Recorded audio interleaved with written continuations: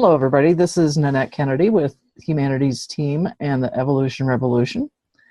And we are reading Conversations with God, Book 4, Awaken the Species by Neil Donald Walsh.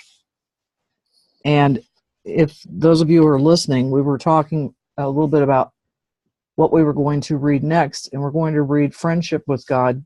We're going to try to go in date order of publication, and that would be the next one.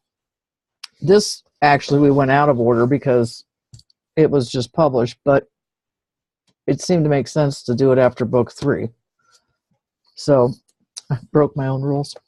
Thank you for that clarification, because I was a little confused for a minute. Yeah. No problem. I'm never confused, so. All right. Linda, would you like, I think we're on chapter 23, is that correct? Correct. Okay. And Linda, you can take it away whenever you're ready. This is Neil speaking. In the book where everything changes, change everything, there was mention of the realm of pure being. Is this what you've been referring to here? It is indeed. Yes, I remember now. The realm of pure being was said to be one of the 3 aspects of the kingdom of God. And there were 2 others, the realm of the spiritual and the realm of the physical. Have I not told you that my kingdom, there are many mansions? You have. You've said so explicitly. And you're saying now that even earth is part of the kingdom of heaven? Not even earth, but the entire realm of the physical is part of the kingdom. As I noted earlier, highly evolved beings are able to move easily and effortlessly between being embodied and not embodied in their dimension. And they do spend time in the realm of the physical, which is in your dimension, when it serves their purpose. As we also noted earlier, you do the same, moving effortlessly too between realms. But when you spend more than just a brief time in a metaphysical state, you call your movements lifetimes. Can humans move into a metaphysical state when we are not between lifetimes? You can and do. You do it in certain kinds of what you call dreams. You do it in what you have termed out-of-body experiences. You do it in what we have already described here as near-death encounters. There are those of you who have been known to do it in meditation, and some who you've called the masters among you, both now and through the ages, have embodied and disembodied and embodied again during what you would define as a single lifetime. So during a particular journey, through a particular life, you can and do experience being metaphysical. But this is not a usual or everyday experience for you.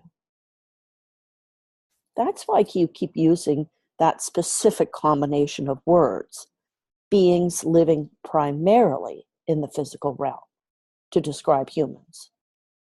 And other entities who you called beings from outer space, who exist on other planets in the realm of the physical. Thank you. I understand your use of the term clearly now. One last thing then. In this whole thought stream, you've used another interesting term, superconscious will, several times in this dialogue. Can you explain that usage? Yes.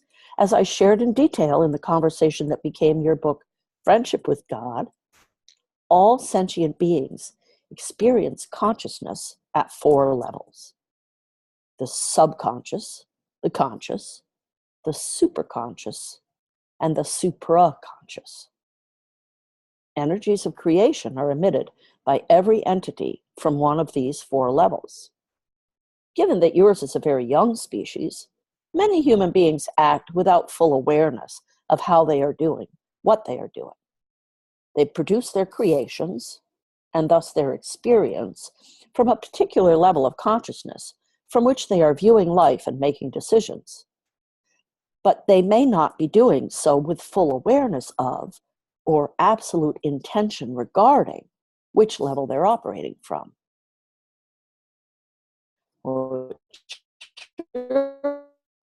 me to have some kind of illustration of this, because you lost me around that last term. Well then, there are some classic examples. One I offered earlier is of a person healing. That person is creating from the subconscious level, sending, for example, white blood cells to the site of a small cut, and that person most often has come from this level of consciousness without even thinking about it. They may or may not have full awareness of what they're doing and how they're creating. A person rushing to the airport is creating from the conscious level, and that person most often has come from this level of consciousness because they are thinking about it. They usually have a full awareness of what they're doing and how they're creating. A person pushing someone out of the way of an oncoming bus and risking their life in doing it is creating from the superconscious level. And that person has come from this level of consciousness after thinking about it, but putting the data together so rapidly that it appears they did not think about it. They always have a full awareness of what they're doing and how they are creating. A person choosing to awaken themselves and their species by being a demonstration and a model of their true identity is creating from the supraconscious level. And that person has come from that level of consciousness intentionally, with total awareness of what they are doing and how they're creating. Sentient beings are demonstrating absolute, complete, and full awareness of who they are and how life works when they deliberately and intentionally choose ahead of time a particular state of consciousness from which to express and experience any thought, word, or action. Sentient beings are demonstrating a lower level of awareness when they express and experience a thought, word, or action from a state of consciousness they have not deliberately and intentionally selected. Many sentient beings vacillate between levels of awareness, thus altering significantly the quality and effectiveness of their thoughts, words, and actions across the moments of their lives. Masters are beings who do not vacillate between levels of awareness, but consistently select, with a deliberateness and clear intention, the state of consciousness from which they choose their thoughts, words, and actions to emerge. You couldn't have put all this any better. I understand it perfectly. Excellent. What I don't understand is how to reach a level of mastery, how to stop the endless vacillation of my awareness. Well, that's what you've come to me for. Can you show me how? I can, and I have been all along. You may not have been paying close attention. Now you are. You're awakening to the fact that you're already awake. This is not a small thing. This is the beginning of the beginning, so to speak. Now watch your awareness expand in the days ahead. You'll feel this expansion, even as you continue experiencing and remembering this dialogue. Now I understand why highly evolved beings from the other dimension will not allow us to be destroyed by any attack from other beings in the realm of the physical.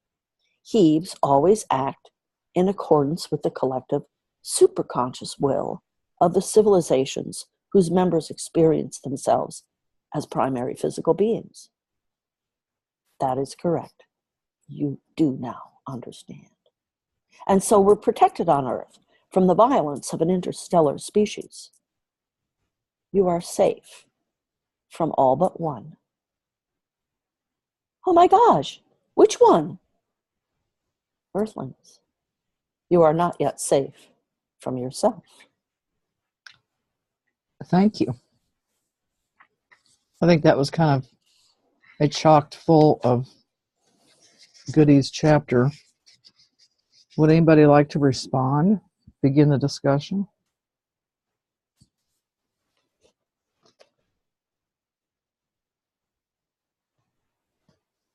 Yeah, I'm very upset to hear in the news this morning here in Canada about everyone knowing that Black migrants in Libya are openly being sold as slaves on the auction block. Has anyone else heard that? It's been common knowledge since the spring, according to the report I heard. And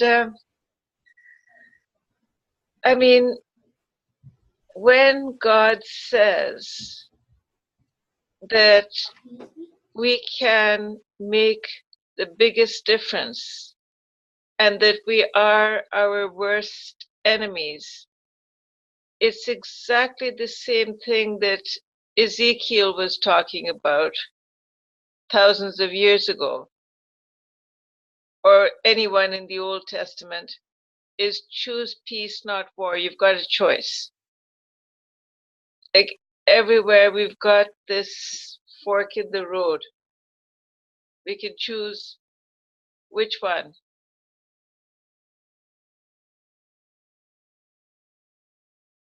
And it makes me sad that the Americans had a civil war over this. And it's prevalent in 2017.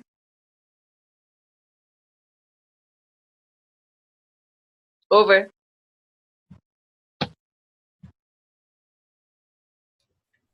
Can So I Matt, go ahead?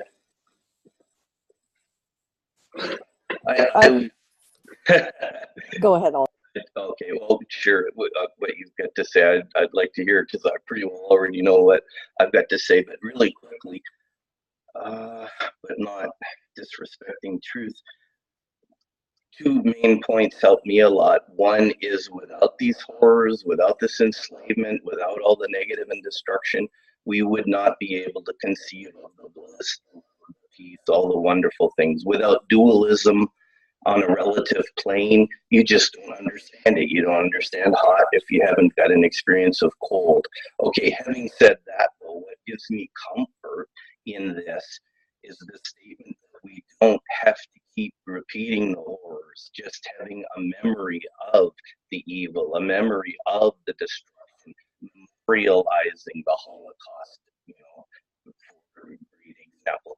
We don't have to keep doing the negative over and over again in order to keep experiencing the positive, just having the memory of it, moving beyond all those destructive behaviors, no longer doing any of them, and we now have the contextual field, the polar opposites, hot, cold, love and blessing. We don't have to keep experiencing the destruction in order to be able to understand it on a relative plane, on a dual plane. So that gives me a great deal of comfort to keep that in perspective.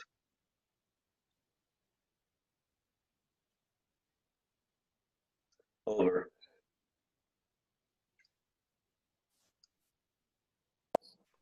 Alton, I just wanted to let you know your audio, at least on my end, is cutting in and out a lot. So I don't know. Sorry. I don't know. I think it's just like you're moving, and when you're moving, you kind of get off mic and then you get back on mic. Oh dear, is this any better? I was going to suggest, when you're talking, turn your video off, because that may help. Oh, okay. Okay. Did any, I'm going to try and get a better microphone, I think. Anyway, this is just, any of that come through? Did what I say, or was it all broken up? Because I can briefly overview again. I got it all. I just wanted to give you the feedback in case you didn't know. Yeah, that's on my list. Get a better microphone. Thank you, Linda.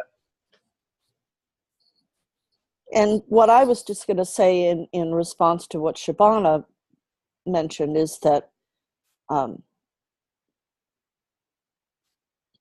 this is what you've cited is history repeating itself, and we might as well be living in Roman times for where we are. I mean, yeah, the technology's changed, but my gosh, You know, we're doing the same things we've been doing for hundreds of years, over and over and over. And really, the only hope we have is as a species to evolve. So we're doing every day, when we come to this group and when we do our practice individually, every day we are doing what we can to move the conversation and humanity forward. We're evolving. It's slow, it's painful, it's extremely sad when you look at it through the third dimensional lens. But it's important not to let that get us distracted either from the work, because evolution is an individual obligation for each of us. Over. Beautiful point, Linda. Right on. And it's a joy to evolve, isn't it? Over. I was just going to add to what Shabana was saying is, God, over the past year even, there have been so many tragic things that have happened around the world that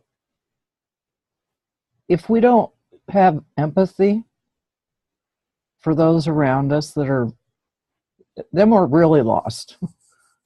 That's my opinion. But when you said you feel bad and sad or whatever, however you said that, that's empathy is a gift from God, I believe. You know, the ability to feel others' pain. And as we were talking a little bit before I started the recording, we can get ourselves into real trouble if we put blinders on and don't. It's not that I'm not suggesting we wallow in it, but I'm suggesting that if we pretend like everything's just fine, that can cause trouble for us down the road, because I'm sure everybody on this call has had a situation where you put yourself in denial and you say, I'll deal with it later. I'll deal with it later. I'll deal with it later. And then later comes and it's not pretty. So to be able to voice the way you did, that it makes you feel sad, I think that's a good thing. You should pat yourself on the shoulder that you're not ignoring it. Over. Thank you. I just patted myself on both shoulders, but I mean, that's not helping the people who are standing on the auction stand, you know, like the Africans, the women who are being raped, that we know about. It's not as though they haven't been photographed, they haven't been taped. Like, it's as real. I mean, my biggest problem today is to clear my kitchen table, you know, but I'm not starving. Things, I believe the reason I brought this up is because we have tremendous power right here, right now, especially Alton with this beautiful nature scene that's so uplifting with the squirrel. So I'd like to seek your permission for our meditation to be framed in such a way that not only those who are suffering, but also those who are so delighted to get the free labor and the opportunity to beat up these people. There's a lot of beatings happening. In Canada, it's wife beating. You know, apparently it's big, but no one wants to talk about it. But there are people who really enjoy inflicting this pain or profiting from, or we've got dollar stores here where Chinese people are dying because we want 99-cent items. So I'd just like to bring up the actual pain and suffering of those who are inflicting this injustice. I think it stops with them rather than the ones who are suffering. Or both. I don't know if anyone has any opinion on it. But it's equally ugly at both ends.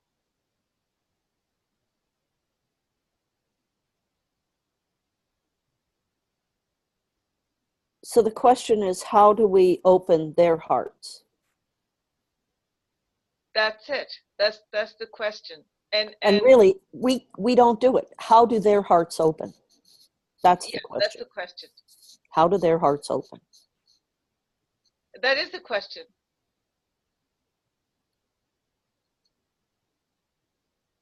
We could ask the universe. There is the microcosm, the little us, and the macrocosm, the big us. And I can say in honesty and clearly that all of you are opening my heart. So we do act upon each other towards the opening of hearts, microcosmically and macrocosmically over.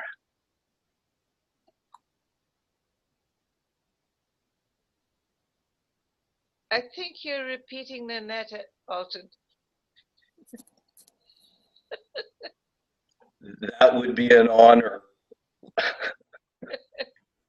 You done good, brother.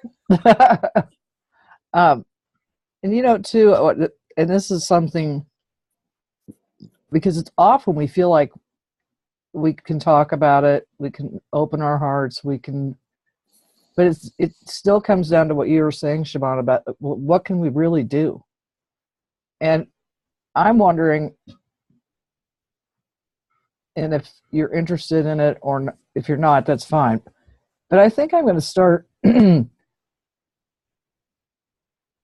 writing letters. And I'm not sure to whom they will go, but if I get pointed in the right direction. And not judge, but just write from my heart. Because it is egregious that this is still going on in today's day and age. And I think most of us are old enough to remember the mini-series called Roots. And what was the movie that was about the crucifixion Mel Gibson did? What was it? I think it was called The Passion. Yes, it was. And thank you. One of the things that really got to me, and I was much younger when Roots was on, but I found myself crying so much through that series to see how other human beings would treat other human beings. And for The Passion, I was crying 5 minutes in and 5 hours after. And one of my siblings said something about it being Christ. I said, it wouldn't have mattered if it was Christ or if it was Jim Smith, but to stand by and watch people be so mistreated and not do anything is, I think, the most heartbreaking of all. And I said to this sibling that made this comment to me, I said, I would have been on one of those crosses because I wouldn't have stood by. You know, that's just not who I am. So I think there's a lot to be learned from what you've brought up, is that we don't stand by. And I've mentioned this example before. How many of us would watch a child fall into a pool and sink to the bottom and not do anything about it? For most of us, that's instinct. You know, it's to protect those that are not being protected. Over.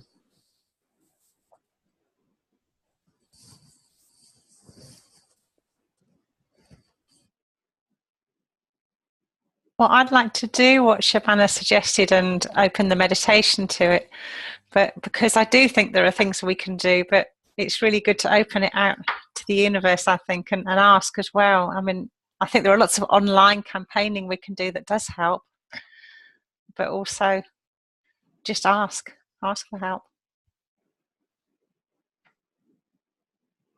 Well, I feel I'm going to be turned into the witch of this group because I keep wanting to lead the meditation, but I mean, I'm right into this one more than any of the others. Oh, plug your ears. We're going to talk about you now. I'm just kidding.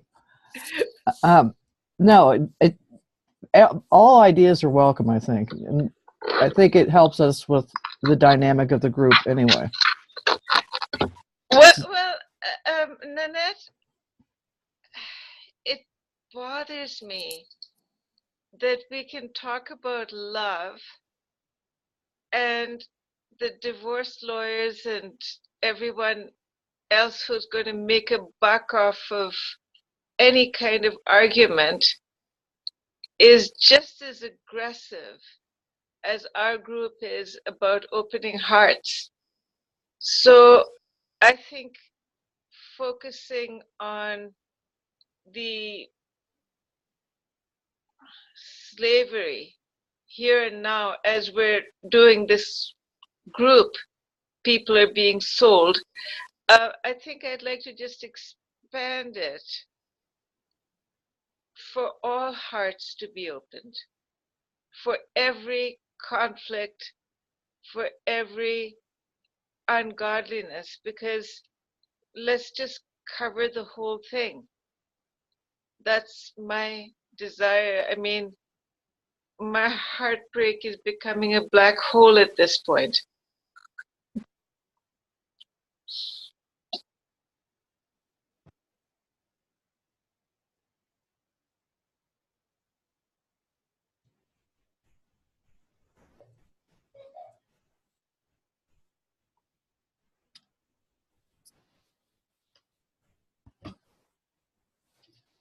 Well, I appreciate your input and your thoughts, because I think when you say that your heart is becoming the black hole, I think we also need to protect our own hearts so that we don't fall into that place of feeling like we're in a black hole. And then, sometimes when I'm really worried about things, you guys, I think about this group. And I think, what would they be saying? And I think that helps out. Over. Hi, this is Anne. Hi, Anne. Hello, everybody. I can't tell you how much it means to me to hear that someone cares like you do. I mean, that just for today gives me hope that I really needed.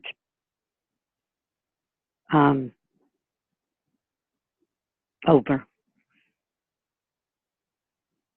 Thank you. Thank you for saying that. And I think on page 140 in the chapter we just read, towards the bottom it says something about sentient beings are demonstrating absolute, complete, and full awareness of who they are and how life works when they deliberately and intentionally choose ahead of time. Lost my place. Ahead of time, a particular state of consciousness from which to express and experience any thought, word, or action. And so if we consciously, before we do the meditation part, Shabana, say, I'm calling in my higher consciousness, and probably just a pretty darn good habit to have for everything. And that way, we're going to become more conscious of what we're asking of the universe. Over. Nanette, my heart is not afraid in this group. I was saving it to bring up here because everyone in this group is totally committed to the right thing. I believe that our collective power is more than thousands of letters or petitions that any one of us could sign, because it's metaphysical. It's not electronic or paper.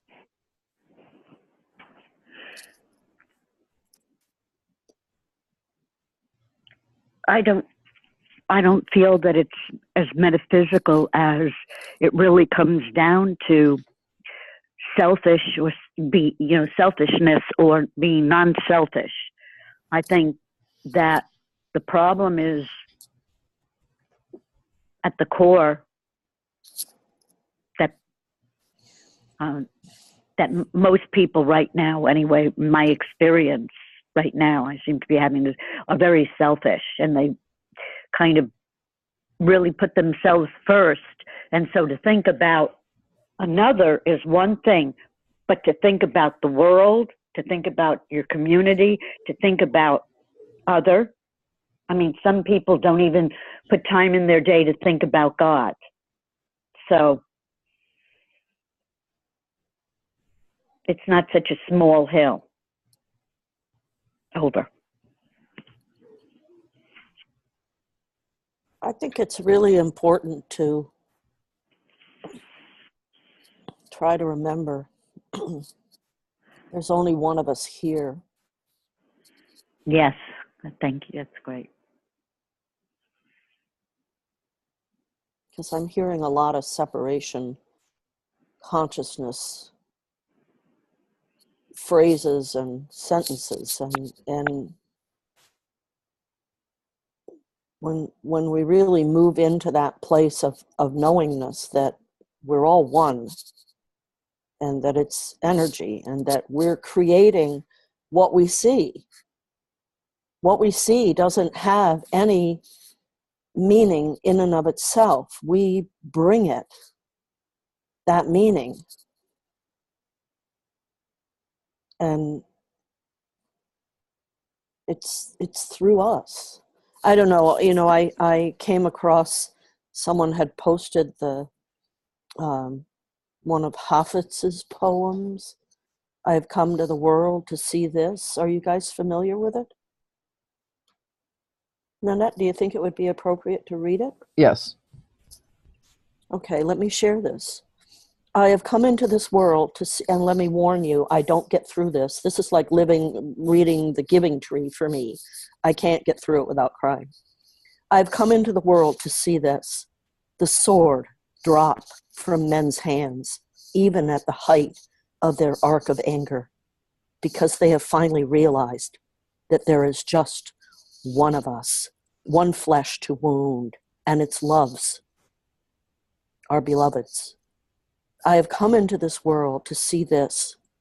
All creatures hold hands as we pass through this miraculous existence we share on the way to an even greater being of the soul, a being of just ecstatic light, forever entwined and at play with love.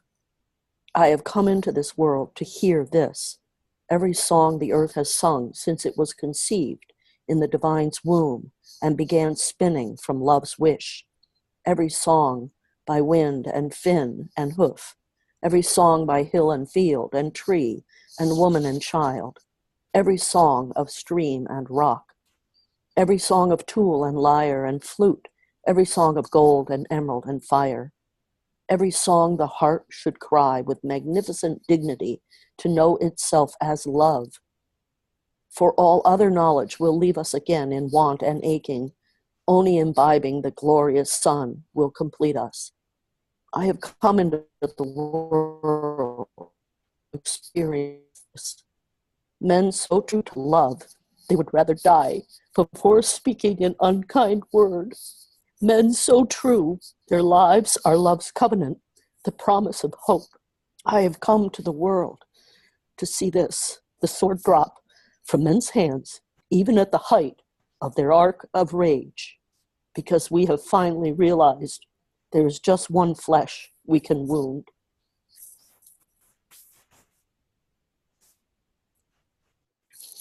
Thank you. That was beautiful. And If it's and I could just, I'm so sorry to interrupt, Nanette, but if I could just say, as Hafiz said, and start the meditation right now. So, well, we can do that if everybody agrees. And then I just want to add what I think is very interesting about what you brought up, Shabana, and what Linda, you just brought up, what everybody's brought up. That the last sentence of this chapter says, or the last three sentences, it says, you are safe. God says you are safe from all but one. Oh my gosh, which one? Earthlings, you are not yet safe from yourself. And it's just ironic that all these things have come together here today as the way they have, and that you read that poem. It was beautiful. Over. So can we take the 2 minutes out now, because that poem said the whole thing. And Linda's such a rotten reader that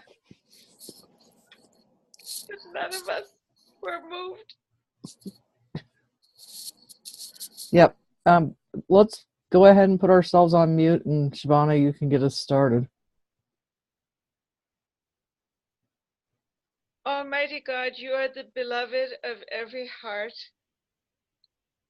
All we want is to be whole in love and to get everyone drunk on the beauty and the light of peace, joy, and open hearts embracing each other. Amen.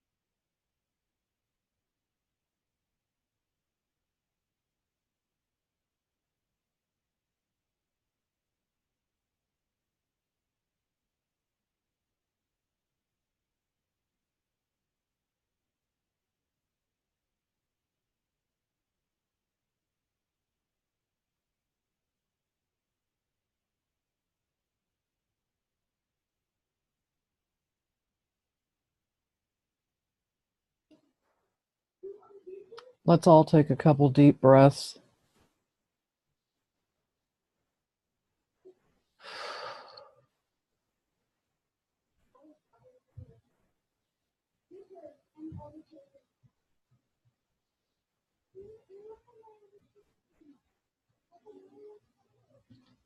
Thank you, Shabana. And my hope for everybody today is that we can carry this feeling throughout the day, throughout every day.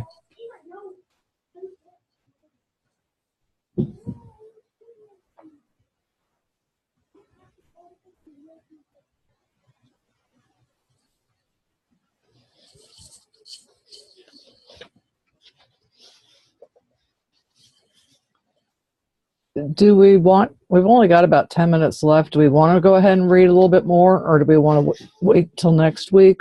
What are people's thoughts?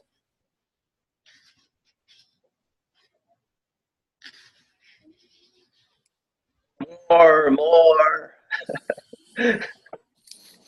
Over. Okay, Linda, if you want to go ahead. Okay, chapter 24. That was cute. Very cute. I wasn't being cute. I was being accurate. But is it not the collective superconscious will of humanity not to be destroyed? It is. Well, then how can humanity be a threat to itself? Humanity cannot and will not be a threat as a collective. It will always exist because it is the superconscious collective will of humanity to do so. The question is not whether the collective called humanity will exist, but how it will exist. What shall be the quality of the life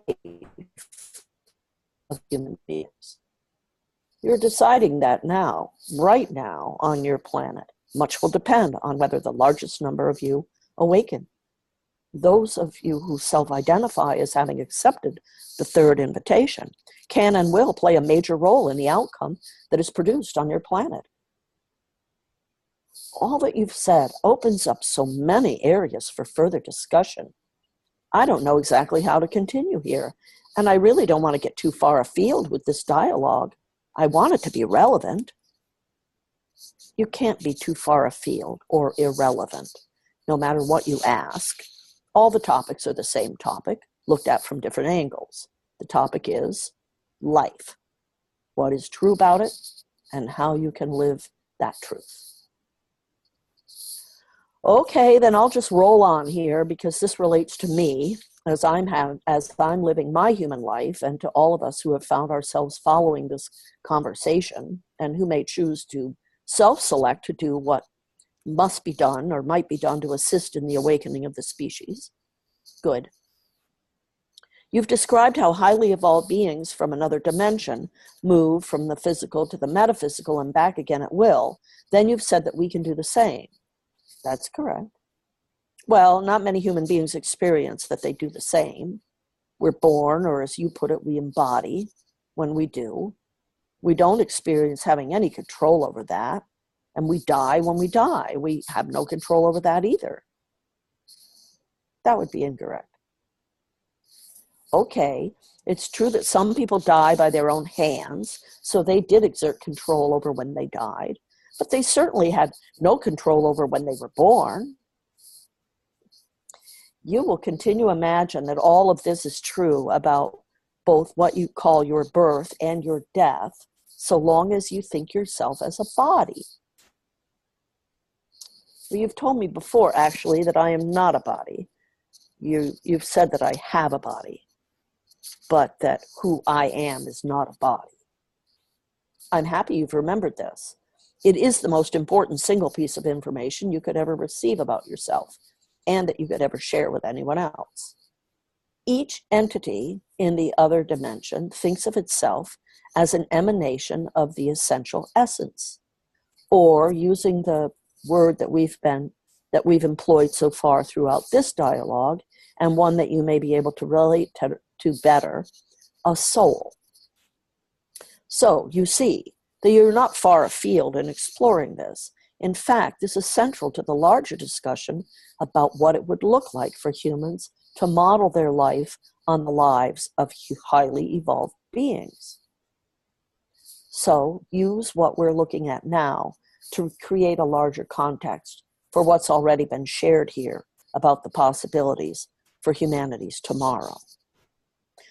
Perfect. All right, I can see the connection. You want me to understand that it is because they know themselves to be what we call souls, that highly evolved beings from another dimension experience that they can embody will, that they never die, that their purpose and only desire is to express and experience divinity, that there's nothing they need, nothing they own, nothing over which they have stewardship, that they will not share, nothing they will not do for those they love, and no one that they do not love. What a wonderful summary. You've really pulled this all together now. Good for you. And good for all of those who will self-select as helpers in choosing to do whatever they may be able to do to help themselves and to help others in the awakening process. Yes. I know that the more I can understand about being a soul with a body and not a body with a soul, the more that I can live the life that all sentient beings are invited to live by simply knowing and embracing their true identity. Now it's all very well and good to explore a list of differences between an awakened species that fully accepts its true identity and humans. But I can see how people could have a difficult time accepting any of what's being explored here. And this is important, by the way, if I and others are to awaken the species. If no more information is offered about these Hebes, as we've been calling them, they are and how they're helping us. You said that they sometimes take physical form outside of their dimension in order to help species throughout the realm of the physical. That's correct.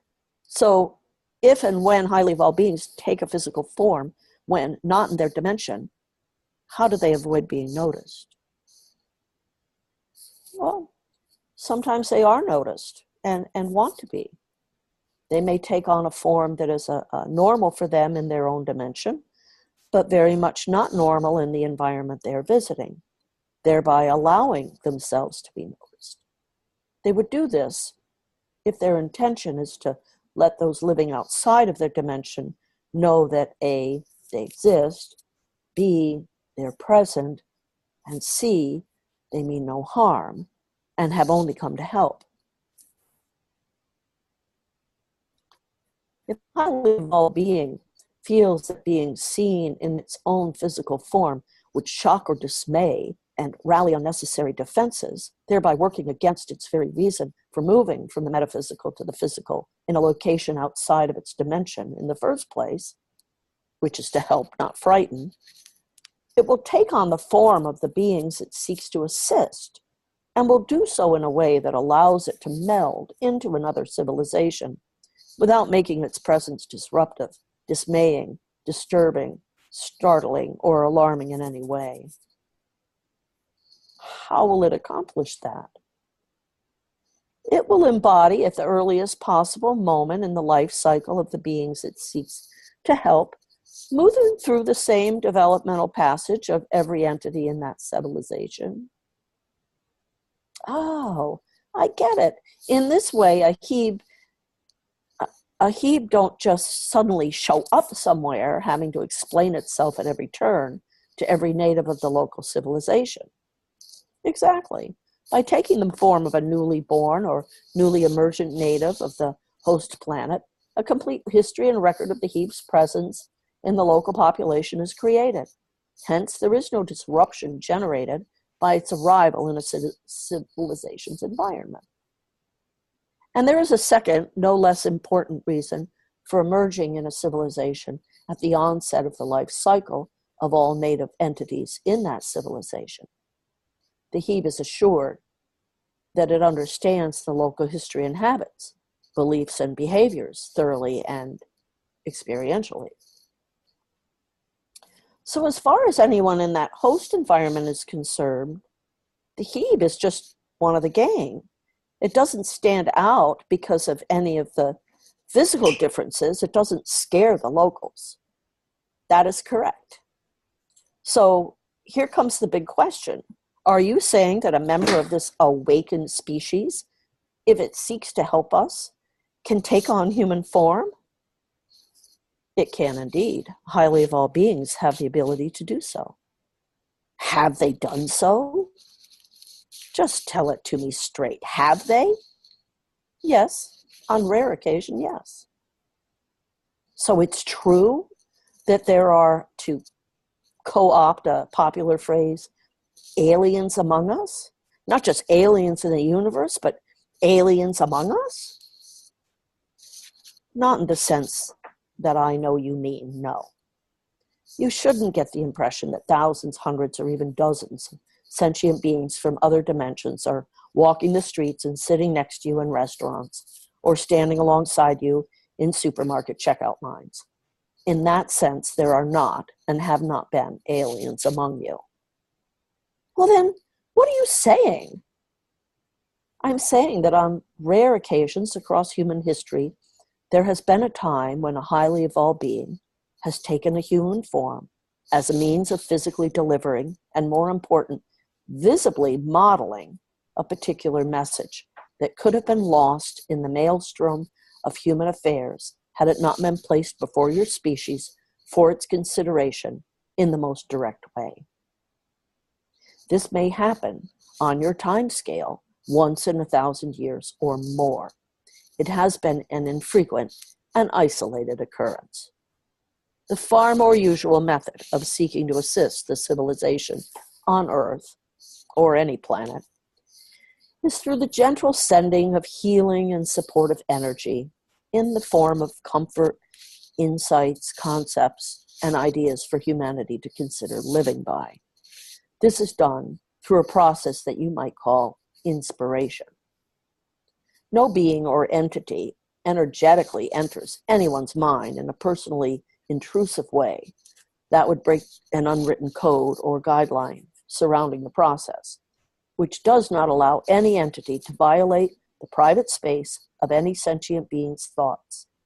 Hebes simply place ideas into the space of life, and these ideas resonate with beings in the physical realm who are projecting a similar energetic signature. It is energetic resonance that draws these ideas to them. They will then often actually say, I just got an idea. And they did. That is exactly what happened, and a perfect way to describe it. So if they don't ever energetically enter a human being's mind, how exactly do Hebes get their ideas and suggestions noticed, much less listened to or embraced? By simply dropping them into the slipstream of what your Carl Jung called the collective unconscious. Humans who resonate with these ideas then find themselves magnetized by their vibrational match. Everything, of course, is energy, vibrating at a particular frequency. Every sentient being in the universe is attracted to vibrational energy matches. It is by this means that sentient beings find themselves inspired. Now, by far, the largest number of ideas come to humans from their own observations and inventiveness. So the concepts and insights of Hebes represent only a small percent of these. Those concepts and insights are in energy flow, however, and have been known to come to the conscious awareness of persons who find attraction to them. Often, these are humans who've placed themselves in certain idea-oriented occupations. The result? Far-reaching, uplifting, and what may have been called revolutionary ideas frequently show up in books, films, television programs, videos, magazines, newspapers, select social media, and other avenues that tends to extend to the masses. Should I keep going, or is this a good place to stop? I think it's a good place to stop to respect everybody's time. And we'll pick it up from there next week with you, Will. Okay. Sounds good.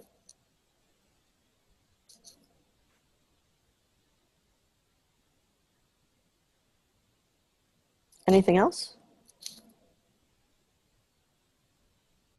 Anybody have any last parting thoughts before we say a bid adieu? Well, let's just keep expressing that love. Let's just keep being open to those higher thought vibrations. Let's circle the world with the positivity and light that we're all indwelling, emanating, whatever words you could use, and beyond that for the next week.